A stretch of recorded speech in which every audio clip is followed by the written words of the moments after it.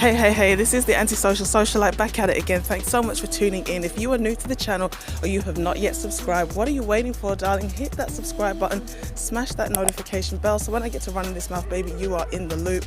You see the title, you know what time it is. Women, you need to stop saying he got me pregnant. Now, I was going to do this video before, and then I just said, you know what, I can't even be bothered. It's just too much hassle. And I was obviously on YouTube doing my thing, and I put a comment somewhere, and I got a response, and I was just like, oh, I've had this conversation before. We know this conversation has to keep being had because it's something that women en masse are not really thinking about. So I was just like, so I really want to do the video. It is something that grates on me when I hear it, and I always try to kind of stand and correct it. But okay, I said, let me just put it in a video so it's out there for the universe, okay? Screw the universe, but okay, just for the sake of expression. So this whole concept of he got me pregnant is something that a lot of people say, and we've become accustomed to saying, and it's something that I believe needs to be removed from a woman's vocabulary. So I've got the screenshots of the conversation. The person who did the video, I said, at the end of the day, he didn't get you pregnant, you allowed him to impregnate you, okay? And somebody responded like, this person trapped the person, the guy is not able to be like not held responsible, it takes two because they're playing adult games, blah, blah, blah.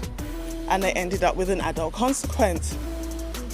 So I said, yes, but basically the woman has more reproductive rights and control.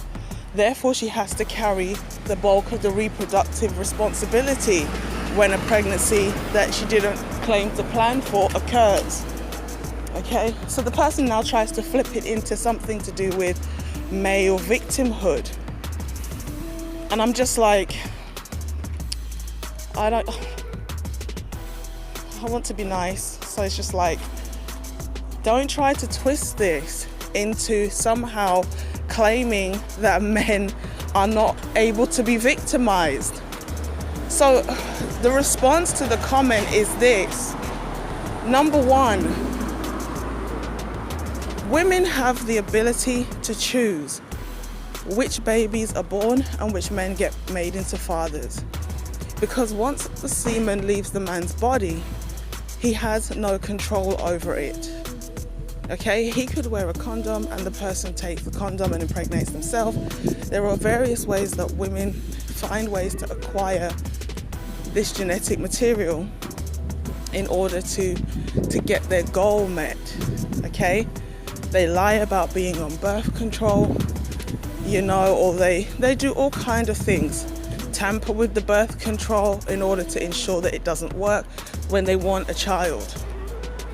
Now, in this instance, it's a case of the person was on birth control and they stopped taking it, the lady.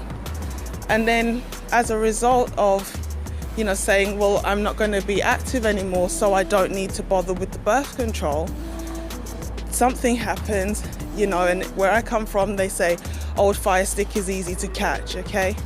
Meaning once you have a connection with somebody, you have history, it's very easy once you get in the right setting for something to go down. I mean, that's just how we have to look at it from a mature perspective. All right, so this lady was in a situation, she called up her ex, one thing led to another, they had maybe a one night stand and she fell pregnant. And it's like, okay, the guy deliberately wanted to have her in his life forever because he liked her.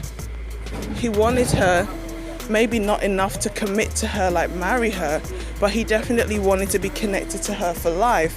So he didn't use like a natural method to prevent pregnancy. Now, the reason why I have an issue with this idea of he got me pregnant is because at the end of the day, putting aside, you know, it takes two to make a baby argument, which we all know, who is the one who's going to suffer the most? people always look at it from who's the bigger victim, you know, and it's like, this is the victim Olympics, you know, let's see who can be the biggest hard done by person. Well, in a lot of these situations where you have an unplanned pregnancy, the most hard done by person is the child, because the child comes into the world to two people who don't really like each other, don't even know each other, don't even want to be together. Okay, so that's the first, you know, the next thing on the list that we need to talk about. Putting aside, you know, who's more responsible, the man or the woman, let's look at the consequences of that choice, the consequences of that mentality.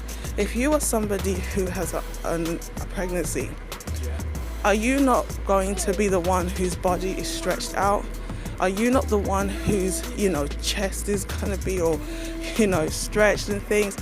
You know, as much as people don't really die in childbirth anymore, there's still a risk. There's all kind of health complications that can occur. If you end up being a single mother, a lot of men are not willing to play the stepdad role anymore. They don't want the responsibility of raising another man's child. It's going to impact your ability to find a partner because now you have the commitment of being a parent.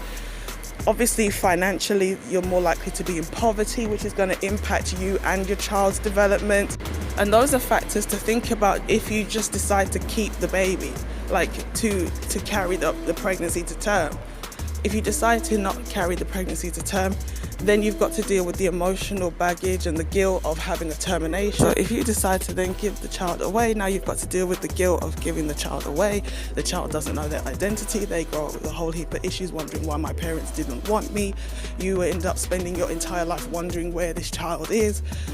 It's just a whole complicated mess that is going to fall more squarely in the woman's lap than the man, because even if, you know, everything is all good and it's just a slip up, he can just walk away and not even realize that he's created a life in this woman's womb. So the responsibility always falls on the woman, because this unborn child is growing in her body. It's not growing in their bodies. You know, they're not both getting big. They're not both this and that. No, only she is going to be impacted. You know, a woman can have a child and say it's one man when she knows it's another man's child. She can abort a child that the man wants. He's like, just have the baby, and once the baby exits the womb, immediately I will take the baby, give the baby to me. She will get rid of it. And then the man can say, I'm not interested in being a father. And she will like, well, I don't care, I still want this baby. You know, so when it comes to power and rights, the woman has a disproportionate amount of power. Therefore, she has to take disproportionate degree of responsibility. Not just because this is about the struggle and the victim Olympics, but because ultimately she is going to have to deal with more of the consequences of that choice. So, I don't know.